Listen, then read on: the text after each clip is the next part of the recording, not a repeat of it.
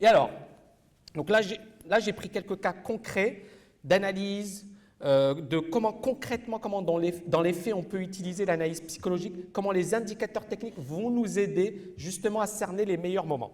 Alors aujourd'hui, perspective 2014. Alors j'ai peur de faire des perspectives parce que ce n'est pas mon truc, mais je pense que c'est important effectivement d'avoir une idée sur ce que va faire le marché. Alors moi, c'est très simple. Encore une fois, j'essaie d'être le plus carré possible.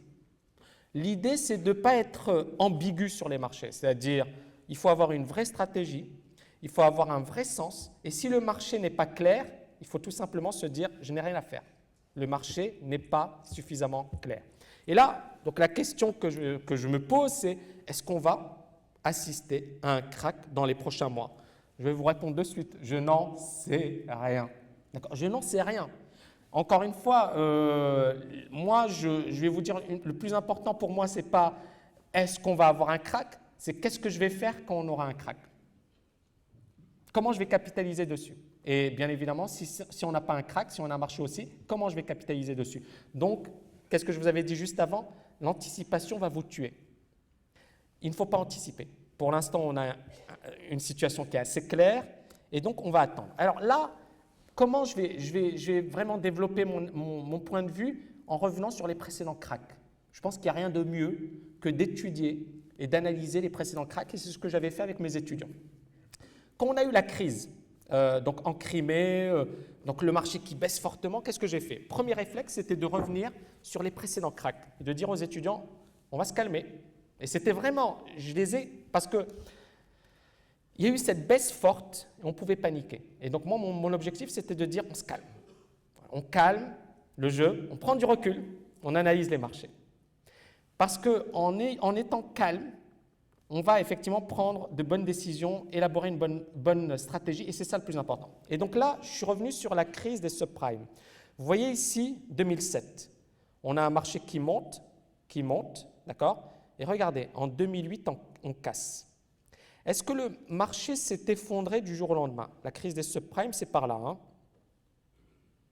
Il a mis plusieurs mois avant de se retourner, d'accord? Là, on est au mois de juillet.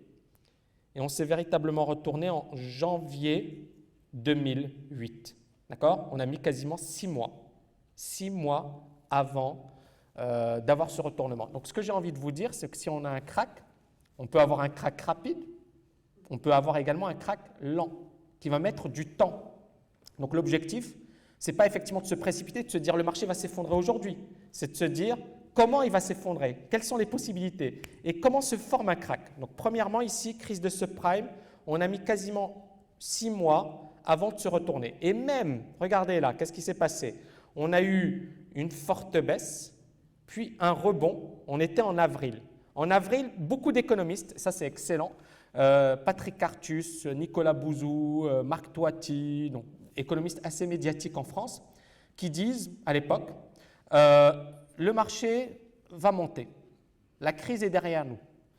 Patrick Artus, couverture de Challenge, le magazine Economic Challenge, qui nous dit la crise est derrière nous. Le RSI nous disait quoi à l'époque? On est là, hein? On est bien d'accord qu'on était vendeur et qu'il n'y avait rien à acheter sur ce marché. Donc un marché vendeur. Et tous les économistes français les plus, entre guillemets, médiatisés, qui nous disent il faut acheter. D'accord? Mais on voit bien, la convention, elle était comment? Elle était, ici en l'occurrence, elle était vendeuse. Et le marché qui s'effondre, d'accord, juste après. Mais ça a mis quasiment une année. Ensuite, autre crack. Ça, c'est le crack de mars 2000. Vous voyez, on est mars 2000, on est là. On a attendu quasiment une année, d'accord? Vous voyez, mars, avant de véritablement s'effondrer. Ensuite, là, c'est le 11 septembre.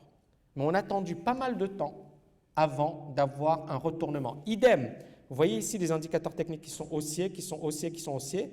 Et là, ça commence à se retourner. Vendeur, vendeur, vendeur, vendeur. Et pourquoi je vous dis ça? Parce qu'encore une fois, si on veut avoir un crack, on est bien d'accord que pour l'instant, sur le DAX, on ne peut pas parler d'un marché vendeur. Et que le minimum, c'est d'avoir quelque chose qui ressemble sur un plan historique à ce que l'on a eu dans le passé. Alors, on peut avoir un crack assez brutal, ce n'est pas impossible.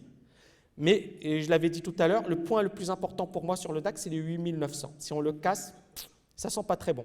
Mais pour l'instant, on est dans une tendance qui est claire, ça peut changer, mais attention à ne pas paniquer. On a eu quand même des nouvelles très négatives et le marché qui tient super bien. Et ça fait longtemps qu'on nous le dit, hein, encore une fois, de l'année dernière. Et alors, les personnes, et je suis sûr, hein, si ça s'effondre, tous ces gourous qui se sont quand même plantés, hein, parce qu'il faut le dire, vont vous dire « je vous l'avais dit ». Je suis le plus fort, je vous l'avais dit. Mais c'est facile, un jour ou l'autre, le marché va baisser, et ça c'est évident. Mais nous, encore une fois, ce n'est pas ça pour nous le plus important. C'est comment la baisse va se former, qu'est-ce qu'on va faire quand elle va se former, quels sont les critères qui nous permettent réellement de dire que le marché va se retourner. D'accord? Et c'est là où le discours change. Moi, je ne dis pas qu'on ne va pas avoir de crack, je n'en sais rien. D'accord? Et je ne dis pas qu'on ne va pas avoir de marché haussier, je n'en sais rien. Pour l'instant, on a un biais haussier, on n'a pas de véritable retournement, on est dans un gros range, mais on n'a rien qui nous dit que le marché va se retourner. Mais ça peut prendre du temps et surtout, pour l'instant, on n'a pas de signaux vendeurs au niveau des indicateurs. Et là, regardez le S&P sur une base mensuelle. Le S&P, il a explosé à la hausse. Et regardez, là, depuis 2009, là, c'est là où Roubini nous disait, hein, c'est la cata qu'a fait le S&P. Il est passé de 700 à 1900. Est-ce qu'on a un signal de retournement, un signal de faiblesse? Est-ce qu'on a? On n'a rien du tout. Alors, bien évidemment, ça peut baisser, mais on va reprendre le précédent crack, crise de subprime. Vous avez vu, pendant plusieurs mois, on a eu un marché qui commençait à s'essouffler, puis on a eu une baisse, d'accord, 2007, hausse, et là, c'était véritablement la crise, d'accord, le véritable, mais on a mis quasiment presque une année, ça a mis du temps. Est-ce qu'aujourd'hui, à l'heure d'aujourd'hui, on peut dire que le S&P va s'effondrer, qu'on va avoir un crack de grande ampleur? Pour l'instant, je ne vois rien. On est au-dessus des moyennes mobiles, indicateurs techniques sont positifs, je n'ai rien. D'accord? Donc, je ne suis pas vendeur, mais voilà, tout est possible. Nous, au moins, on a cette idée. Sur une base hebdomadaire, regardez comme il est magnifique. 2012, regardez, 2011, 2012, 2013, on n'a aucun signal vendeur. Le RSI qui est acheteur. Vous voyez, à chaque fois, on a des points bas. Je vous avais montré le graphe de Vivendi, là c'est le S&P, ça n'a rien à voir. Et le marché qui est extrêmement acheteur. Est-ce qu'on a un signal de retournement? Alors il y a des personnes qui vont me dire, Tami, on a une divergence. Là, oui, mais elle n'est pas validée. Les indicateurs techniques ne se sont pas retournés. On n'a pas encore de signal de faiblesse. Donc on est vraiment dans une situation où le marché est encore extrêmement puissant, où il n'y a pas encore de signal de faiblesse, car le marché, et je le concède, a beaucoup progressé. Mais de là à dire que le marché va se retourner, qu'on va avoir un crack, pour moi, c'est trop tôt. D'accord? Et donc, encore une fois, j'attends d'avoir plus d'informations, effectivement, pour en parler. Donc, pour le moment, il est trop tôt. Les indices sont clairement sur les plus hauts. On a des nouvelles qui ne sont pas très positives, mais ça fait longtemps qu'on en a des nouvelles qui ne sont pas très positives. Et ça n'a pas empêché le marché de monter et d'atteindre de nouveaux sommets, des records historiques.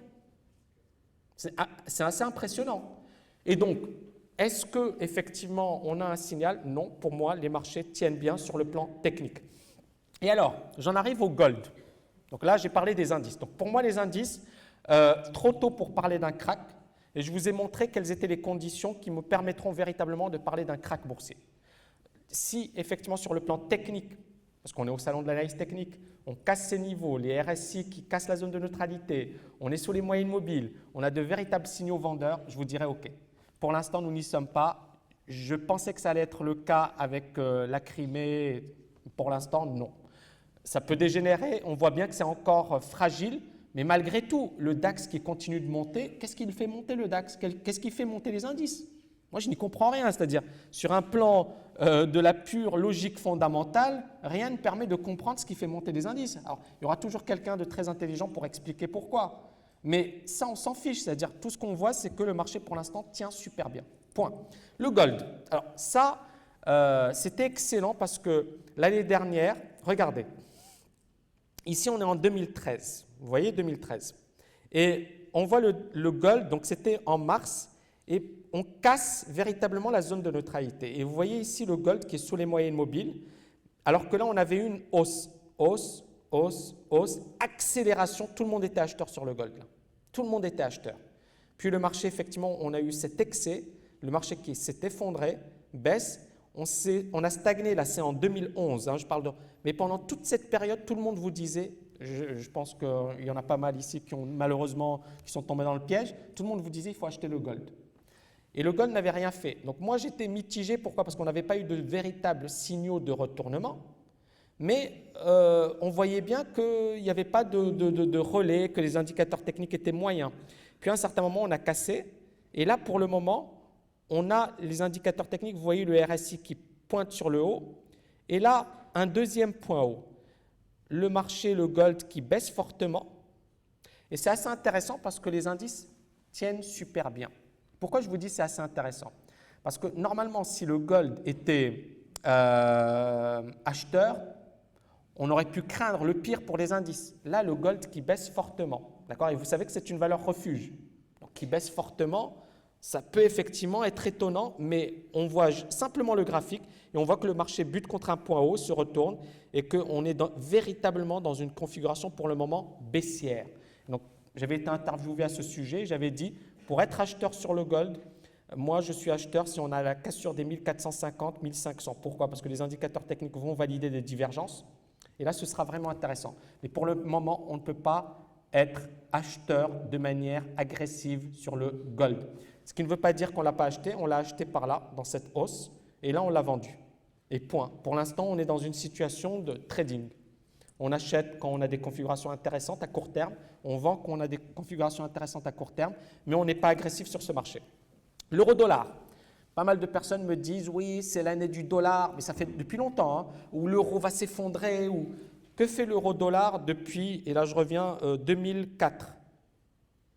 On est quasiment dans la même zone. Ça baisse, ça monte, ça baisse, ça monte, ça baisse. Mais on n'a rien d'exceptionnel sur ce marché. Donc on voit bien effectivement que ce diagnostic que j'ai depuis pas mal de temps, on est dans un marché en range, n'a pas changé et il n'a pas à changer. Et même les indicateurs techniques nous disent qu'on est dans une situation de stand-by. D'accord? La monnaie est quasiment soutenue de manière artificielle. On a presque l'impression de ça.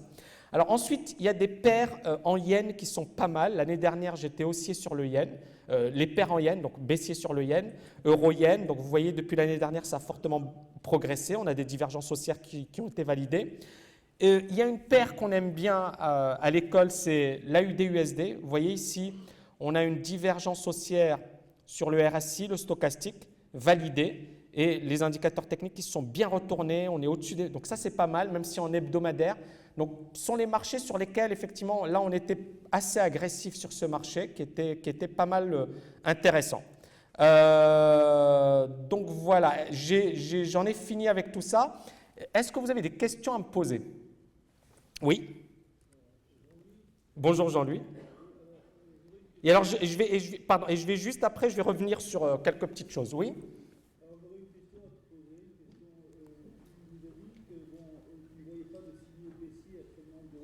Oui.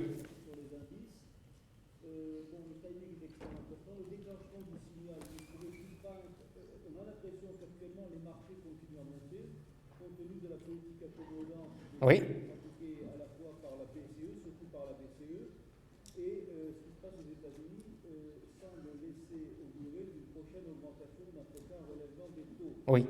Quand nous savons qu'il y a une corrélation assez étroite entre l'évolution du Dow Jones et l'évolution des indices en Europe, quand la tendance en Europe est dictée par l'évolution du Dow Jones, est-ce qu'on ne peut pas craindre justement qu'à partir du moment où il y aura ce fameux relèvement des taux, les marchés vont s'effondrer?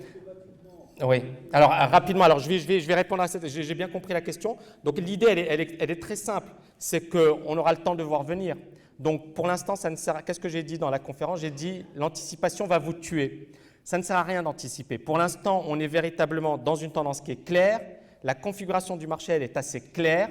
Donc, ça ne sert à rien justement d'anticiper, de vouloir shorter trop tôt. D'accord? Donc, si effectivement on a des conditions qui changent, je reviendrai dessus. Alors, rapidement, j'ai encore une dernière partie, je reviens dessus rapidement et puis ensuite je répondrai à toutes vos questions. Bon, je pense qu'on a un peu de temps. Donc, je vais vous parler rapidement de l'école, de l'ambition de la TKL Trading School. Donc, l'objectif effectivement de cette école, ça a été au départ de mettre en place un programme de formation extrêmement solide dans le monde du trading, de permettre à un total débutant de développer de solides compétences et de devenir un véritable expert dans le domaine du trading. Ça a été également de créer une dynamique de groupe assez unique. Et donc, ce master, effectivement, ça a été un travail de longue haleine. Ça a permis de mettre en place une structure solide, un concept extrêmement innovant. Et donc, je remercie parce que les étudiants sont venus du monde entier et je les remercie d'être présents parce que, tout d'abord, ça me fait très plaisir. Et puis, ils ont vu l'évolution, ils ont vu les progrès et surtout, on a d'excellents étudiants au sein de l'école. Et pourquoi je parle de ça? Parce qu'effectivement, j'ai envie de revenir sur, et au-delà de l'école, je pense que c'est important également de revenir sur l'apprentissage des marchés financiers. Lorsque les personnes débutent sur les marchés financiers, je vais revenir demain sur le développement du modèle de trading. Lorsque les personnes débutent sur les marchés financiers, elles veulent très rapidement passer à la pratique. Or, le problème, et je dirais même le danger, c'est qu'effectivement, en voulant passer trop rapidement à la pratique, on oublie l'essentiel. C'est qu'il faut avoir non seulement une méthodologie solide, comprendre ce qui se passe sur les marchés, avoir un esprit structuré, et tout ça, ça demande du temps. Donc l'idée, c'est qu'il faut minimum 3-4 mois pour maîtriser la théorie, pas mal de mois de pratique, et c'est ce qui vous permettra de faire la différence. Et donc effectivement, nous, on a mis en place ce programme, et ce programme, il a fonctionné de manière extrêmement efficace. Pourquoi? Parce que justement, il y a eu cette dynamique assez incroyable. Il y a eu un programme très costaud, très solide, etc., etc. Et donc, ça a apporté ses fruits. Mais je vais revenir rapidement sur là où je voulais en venir. Et donc, l'idée, c'est qu'en suivant un étudiant de manière progressive, il permet de monter en puissance. Et donc, j'en ai tiré pas mal de leçons. Première leçon, c'est que beaucoup d'étudiants avaient 10-12 années de bourse. D'accord? Et au-delà, là, je ne parle pas de l'école, mais c'est juste les leçons que j'ai tirées de cette expérience. Beaucoup d'étudiants avaient 10-12 ans de bourse. Et pourquoi, effectivement, ils se faisaient balader par les marchés? Parce qu'effectivement, ils n'étaient pas structurés. Il n'y avait pas, effectivement, une approche solide, une méthodologie solide, mais également la compréhension de ce que sont les marchés. C'est-à-dire, pour moi, opérer sur les marchés, c'est comme un sportif de haut niveau. Un sportif de haut niveau, c'est quelqu'un qui maîtrise une méthodologie, mais surtout qui l'applique et qui la pratique au quotidien. Or, beaucoup de personnes, qu'est-ce qui se passe? Et je vais en parler demain durant ma conférence. Chez beaucoup de personnes, je maîtrise un point, puis je me dis, non mais cet indicateur est pas mal, mais il y en a un autre qui est sympathique. Puis un autre, puis un autre, puis un autre. Finalement, on essaie de maîtriser tous les indicateurs. Ça a été mon cas au début. Donc, je ne vous cache pas que j'ai lu tous les bouquins que je trouvais. Donc, c'était intéressant parce que ça m'a permis d'avoir une culture des marchés, de comprendre ce qui se passait sur les marchés, mais on perd un temps fou. Et le problème, c'est qu'à un certain moment, il y a tellement d'informations contradictoires que c'est difficile pour nous de trouver quelle est la bonne information. Qu'est-ce qu'il faut faire sur les marchés? Comment travailler de manière efficace? Et donc, j'ai vu des étudiants qui, pendant 10-12 années, faisaient du surplace. Pourquoi? Parce qu'ils passaient d'une méthode à une autre. Ils gagnaient, ils perdaient, ils n'étaient pas structurés. D'accord? Et là, je reprends le cas de Gad qui a réalisé une très belle performance récemment, mais pendant 8 années, il faisait du surplace. Et Tariq aussi, qui a effectivement super bien assuré, alors que c'est un novice. Mais on a pas mal d'étudiants, effectivement, qui avaient une performance en dents de scie. Et donc, le Master TKL est au-delà de la formation. J'essaie pas de vous dire, voilà, c'est très bien. Non, c'est pas ça le but.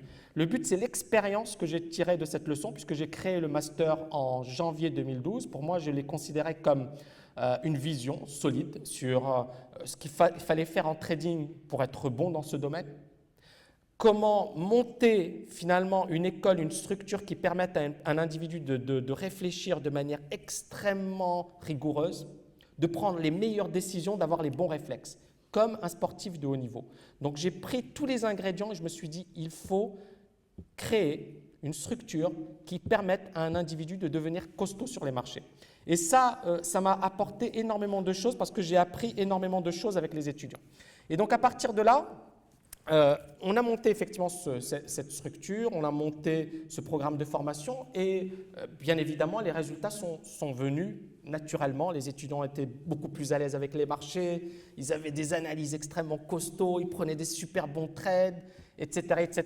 Et je me suis dit déjà, on a cette première étape qui est extrêmement intéressante. Et donc ça, c'était l'étape école, cursus de formation, avoir l'équivalent d'un master ou d'un MBA en trading, d'avoir une formation d'excellence. Pourquoi?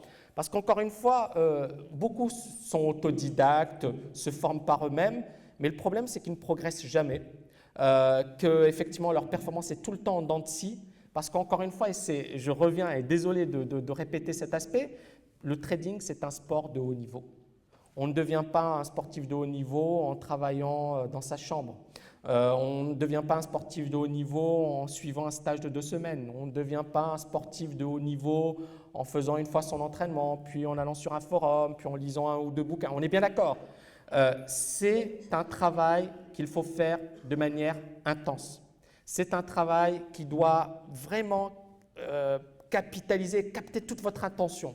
C'est un travail effectivement qui ne va pas se faire sans douleur. Donc il faut vraiment y croire, il faut se battre et il faut se dire je vais tout faire pour le réaliser. Donc ça c'était effectivement le premier objectif, c'était d'avoir le meilleur programme dans le monde du trading et j'en suis très très content. Et je ne dis pas ça parce que c'est une école que j'ai mis en place, mais vraiment les résultats sont, comment dirais-je, dépassent largement mes attentes parce que derrière il y a eu un boulot énorme, mais les progrès sont là, les fruits sont là. Ensuite, la deuxième chose, c'est que j'ai bien réfléchi, je me suis dit, donc on a un programme, donc j'ai mis beaucoup de temps à le mettre en place, un programme extrêmement solide, donc je coach des étudiants, je les suis, etc., et ils deviennent super costauds. Et ensuite, je me suis dit, le problème d'un trader particulier, c'est qu'il est chez lui, il n'a pas de stratégie solide, il n'est pas cadré, il n'a pas effectivement une approche costaud des marchés. Et là, je me suis dit, il faut effectivement, comme en salle de marché, avoir une stratégie solide, avoir des directives, dire, OK, telle stratégie, tel niveau. Pourquoi? Parce que sur les marchés, lorsque vous débutez sur les marchés, ce qui se passe, c'est que, OK, vous avez une méthode, mais ensuite, vous êtes pris par les émotions, par ça monte, ça baisse, les news. Donc, avoir quelqu'un qui vous dit, OK, de manière froide, ce qu'il faut faire, ce qu'il ne faut pas faire, les niveaux clés, comment se positionner, etc., etc. Donc, on a mis en place TKL Markets. On l'a mis en place début février et c'est extraordinaire puisqu'on a raté quasiment aucun des mouvements sur les marchés, que ce soit sur les paires, mais quasiment tous les jours. Mais derrière, il y a un programme qui est structuré. Pourquoi je vous en parle? Parce qu'il y a des étudiants qui sont super bien formés et puis ce programme TKL Markets, ça permet d'avoir une vraie stratégie donnée à des personnes qui maîtrisent ce qu'il faut faire. Et là, ça change tout. C'est comme si quelqu'un, par exemple, vous donnait un conseil, mais vous ne savez pas ce que vous allez en faire. Là, on a des étudiants qui sont surperformants, qui maîtrisent la méthode, et en plus, ils ont des niveaux, ce qui fait qu'on a quasiment des moments magiques où on voit tous les étudiants qui vont acheter la même chose, qui vont vendre la même chose, qui vont… Et pourquoi? C'est encore une fois, c'est une réflexion et ça permet de voir quelle est la meilleure manière de travailler. D'accord? Donc ça, c'était effectivement ma réflexion. Et puis, pour développer tout cet aspect, je me suis dit il faut s'inspirer de ce qui se passe dans des structures pro. Pourquoi un particulier, finalement, ne va pas gagner par rapport à un pro? Quel est l'avantage, finalement, de quelqu'un? Ça ne veut pas dire, et je vous l'ai montré tout à l'heure, qu'un pro est meilleur qu'un particulier. Mais un pro dispose d'avantages. Il est dans une structure, il a un rythme de travail, il sait pourquoi il est là. Et il ne va pas perdre son temps. Alors qu'un particulier, il a Facebook, il a Twitter, il a plein de distractions qui vont l'empêcher justement de se concentrer sur la situation. Et là, l'idée, c'était de créer cette communauté qui allait permettre aux étudiants effectivement de monter en puissance, sachant que mon objectif était de les rendre autonomes. Donc, il est important justement pour un trader de se focaliser sur son trading et de ne pas douter en situation. Et l'idée, c'était d'avoir la structure la plus professionnelle qui soit. Et c'est quasiment effectivement réalisé. Et alors, c'est pour ça, c'est la raison pour laquelle j'en parle, c'est la prochaine étape. Et donc, j'ai le grand plaisir de vous annoncer qu'effectivement, la prochaine étape, ça va être en 2015. Et ce n'est pas une prévision. Mais effectivement, on a mis en place un programme qui est assez, moi je dirais, de premier plan, extrêmement solide. On a des résultats qui sont très très bons. On a une montée en puissance, des étudiants qui sont concentrés en situation, qui savent ce qu'il faut faire. On a vraiment de très très bons résultats et j'en suis très fier. Et là, l'idée, c'était justement de passer de ce statut de start-up, qui est TKL, à un statut effectivement comment dirais-je, de structures qui permettent à une personne, effectivement, de monter en puissance, voire de gérer des fonds. Et donc, effectivement, mon objectif pour 2015, et donc c'est mon challenge. Donc, on a eu pas mal de challenges ces dernières années. 2012, 2013, c'était monter en puissance. 2014, on a TKL Markets, donc on est beaucoup plus structuré. On a un programme qui est extrêmement costaud. Et donc, la prochaine étape, ça va être 2015. Et 2015, mon ambition, c'est effectivement de développer une salle des marchés. Probablement, et donc là, je suis en train d'étudier les différentes possibilités. Il y a plusieurs possibilités. Il y a tout le monde qui me dit, alors Jean-Louis tout à l'heure m'a parlé du Luxembourg, Jean tout à l'heure qui m'a parlé de Malte, j'ai une autre personne qui m'a... Alors il y a Dubaï, il y a Gibraltar, donc il y a plusieurs possibilités. Donc ça va vraiment, ça va dépendre de... Il y a pas mal de critères. Donc on est en train de bosser, de travailler dessus. Et l'idée c'était en 2015 véritablement d'arrêter une destination et d'avoir une salle des marchés dans laquelle effectivement des personnes, des étudiants TKL qui ont été formés pendant 16 mois, qui ont subi un cursus extrêmement costaud, puissent effectivement trader l'argent, le capital de TKL. On aura bien évidemment recours à des investisseurs, mais effectivement monter en puissance. Et je pense qu'effectivement on a eu une belle envolée. Que ça peut effectivement se poursuivre et que les résultats qu'on a eus jusqu'à aujourd'hui sont extrêmement encourageants, mais ils sont basés encore une fois sur l'expérience, sur le travail. On a beaucoup travaillé et je parle de l'école, des étudiants, ils ont énormément travaillé.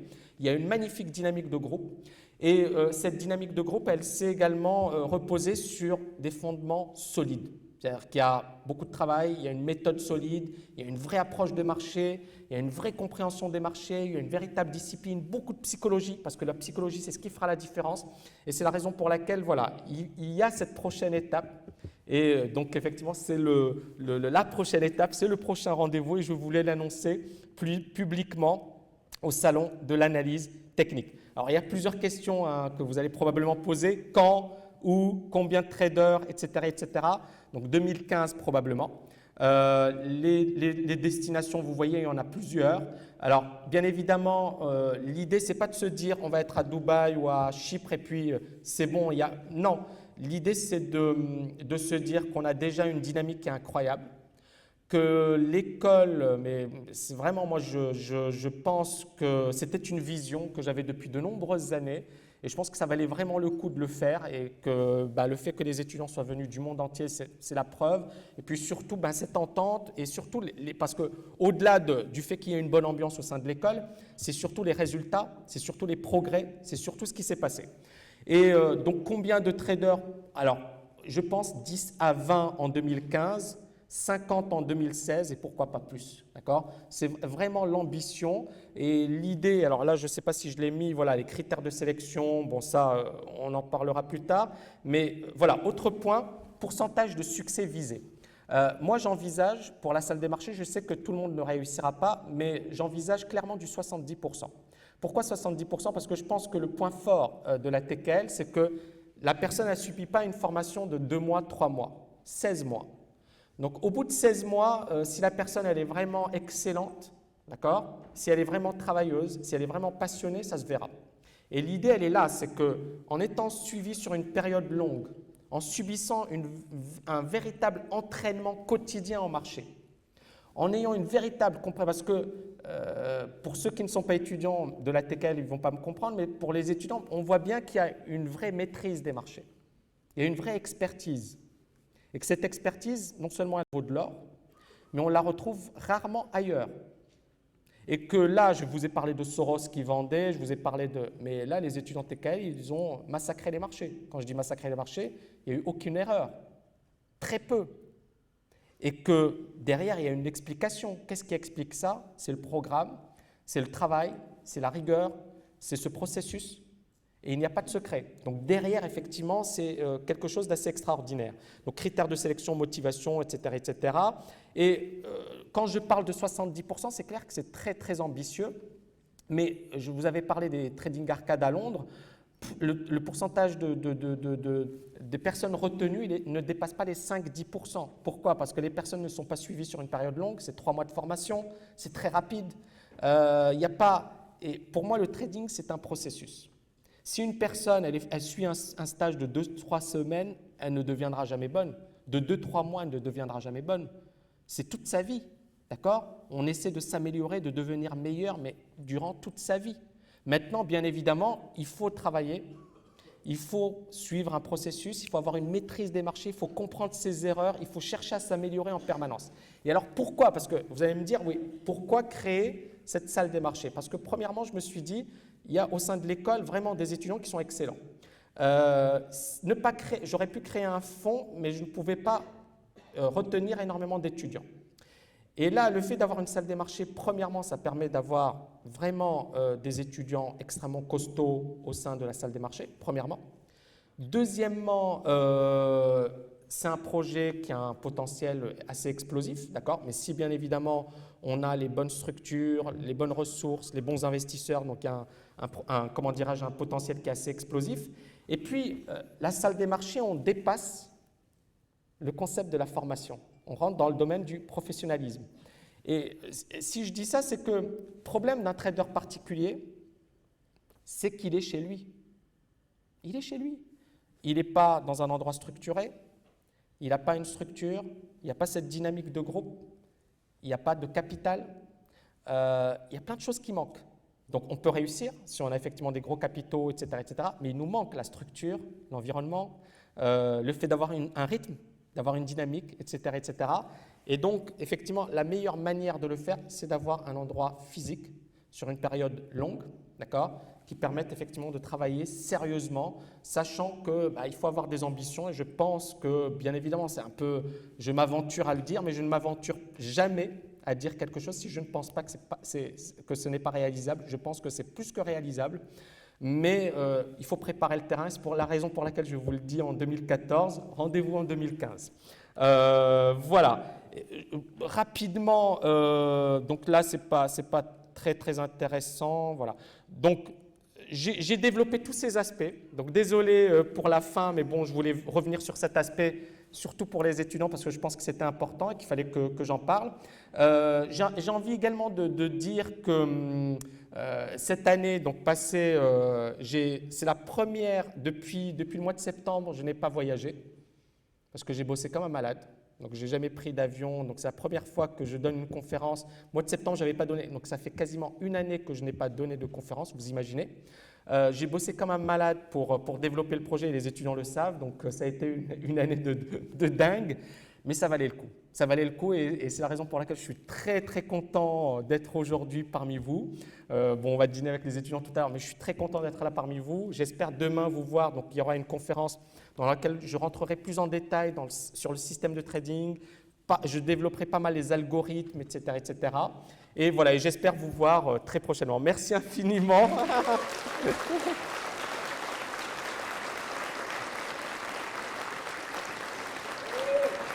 Merci.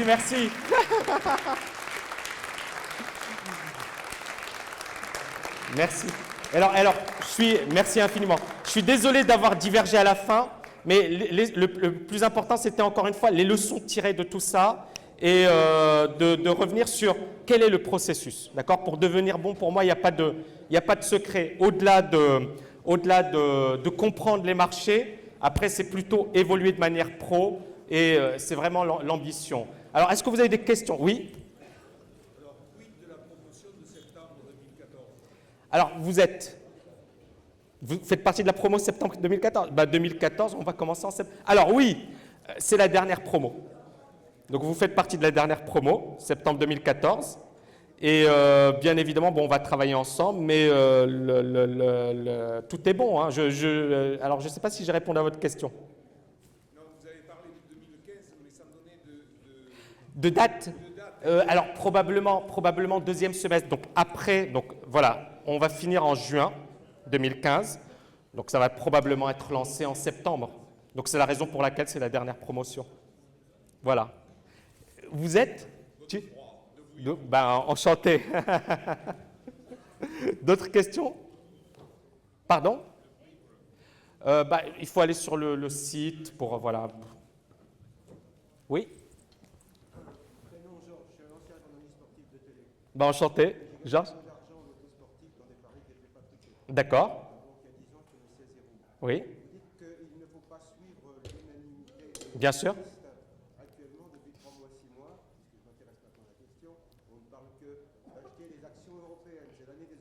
Oui. Alors, il faut surtout, non, il faut surtout, tout dépend de qui le dit, et il faut surtout regarder les graphes. Si tous le disent, alors, c'est une excellente question. Moi, je ne m'inscris pas nécessairement contre le consensus, mais je m'inscris contre le consensus si des indicateurs me disent qu'il faut s'inscrire contre le consensus. Pour l'instant, je ne suis pas vendeur, et je vous l'ai montré, et je vous ai montré pourquoi. Pourquoi vendre? Et si effectivement il y a un consensus qui est acheteur, alors encore une fois, tout le monde ne le dit pas, mais voilà, moi je ne suis pas trop ce marché, mais si effectivement vous avez des personnes qui vous disent d'acheter et que le marché est haussier, il faut acheter. D'accord? Par contre, c'est comme, on va reprendre les valeurs technologiques.